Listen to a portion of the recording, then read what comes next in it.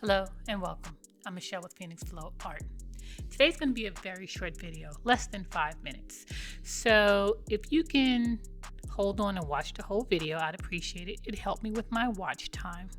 If you like this content, please like, subscribe, and share. So I'm going to be doing a Dutch pour on a 10x2 wood panel. It's going to be sealed with the resin.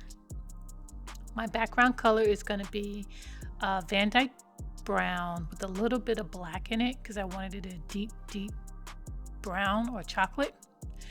The colors I'll be using is a cadmium yellow, a burnt sienna, iridescent copper, and a gold. So here I'm blowing out my background. I flooded it with the brown, so I'm blowing it out now. And I'm going to make sure I get all my edges. And then I'll be laying out my colors. And I'll also list my colors in the description below.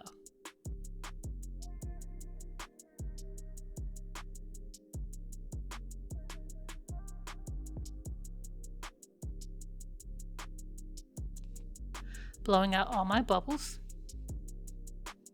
Because if you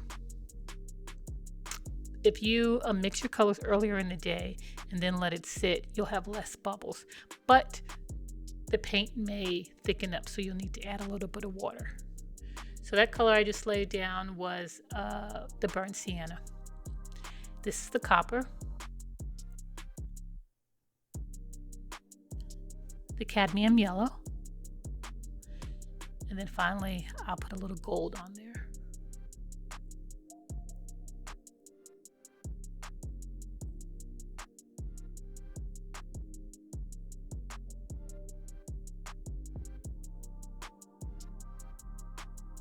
I'll add more paint around. Then I'll blow the paint over the colors, and then I'll blow it out in my design. It's interesting because as this painting dried, I lost most of the yellow, so it looks pretty much copper and gold, the final result.